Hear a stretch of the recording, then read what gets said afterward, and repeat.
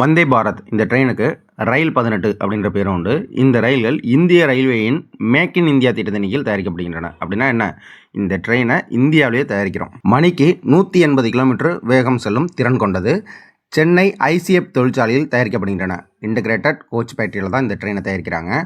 இந்தியாவின் முதல் வந்தே பாரத் ட்ரெயின் புதுடெல்லியிலிருந்து வாரணாசிக்கு இயக்குனாங்க 2019ஆம் ஆண்டு. வந்தே பாரத் ட்ரெயின் முதல்ல எந்த ஆண்டு துவங்கப்பட்டது அப்படின்னா 2019ஆம் ஆண்டு தான்.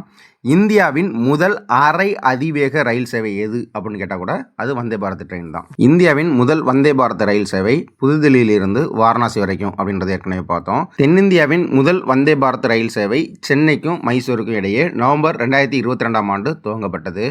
அதுவே தமிழ்நாட்டின் முதல் வந்தே பாரத் ரயில் சேவை சென்னை சென்ட்ரலில் இருந்து கோயம்புத்தூர் வரைக்கும் ஏப்ரல் 8, 2023ஆம் ஆண்டு அன்றைக்கு தொடங்கப்பட்டது. தென் தமிழகத்தின் முதல் வந்தே பாரத் ரயில் சேவை திருநெல்வேலிக்கும் சென்னைக்கும் இடையே செப்டம்பர் 24, 2023ஆம் ஆண்டு அன்றைக்கு தொடங்கப்பட்டது. ஏன்னா தென் தமிழகத்தின் திருநெல்வேலியை இந்த ரயில் சேவை இணைக்குது. பாரத் கௌரவ் திட்டம் எந்த துறையுடன் தொடர்புடையது அப்படின்னு கேள்வி கேட்க வாய்ப்பு இருக்கு. இந்திய ரயில்வேயின் கீழ் தொடங்கப்பட்ட ஒரு திட்டம் தான் பாரத் கௌரவ். இந்த திட்டத்தின் கீழ் வரலாற்று, கலாச்சார மற்றும் ஆன்மீக முக்கியத்துவம் வாய்ந்த தலங்களுக்கு செல்லும் வகையில் தீம் அடிப்படையிலான சுற்றுலா ரயில்கள் இயக்கப்படுகின்றன. இத்திட்டத்தின் முக்கிய நோக்கம் இந்தியாவின் வளமான கலாச்சார பாரம்பரியத்தை வெளிப்படுத்துவதாகும். இந்திய ரயில்வே அமைச்சர் அஸ்வினி வைஷ்ணவ் தான் இந்த திட்டத்தை அறிவித்தார். இந்த பாரத் கௌரவ் திட்டம் 2021ஆம் ஆண்டு துவங்கப்பட்டது.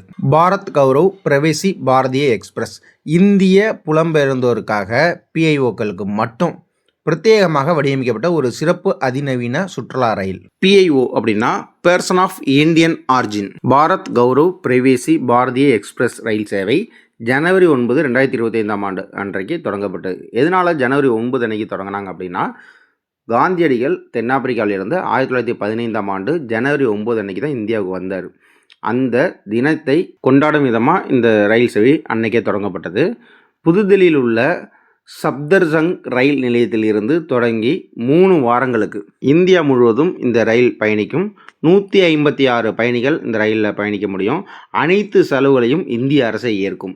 இதில் என்ன ஒரு முக்கிய விஷயம்னா, இந்த ரயில் பயணத்திற்காக வெளிநாட்டிலிருந்து இந்தியாவுக்கு வரும் இந்தியர்களுக்கு விமான கட்டணத்தில் 90% தள்ளுபடி. அதை இந்திய அரசை ஏற்றுக்கும். 10% மட்டும் அவங்க கட்டினா போதும். பிரவேசி தீர்த்த தரிசன யோஜனா இந்த திட்டத்தின் கீழ் தான் இந்திய அரசால் வடிவமைக்கப்பட்ட ஒரு சிறப்பு முயற்சி தான் பாரத் கௌரவ் பிரவேசி பாரதிய எக்ஸ்பிரஸ். இந்த ட்ரெயினில் பயணிக்க 45லிருந்து 65 வயதிற்குள் நிரம்பியிருக்கணும்.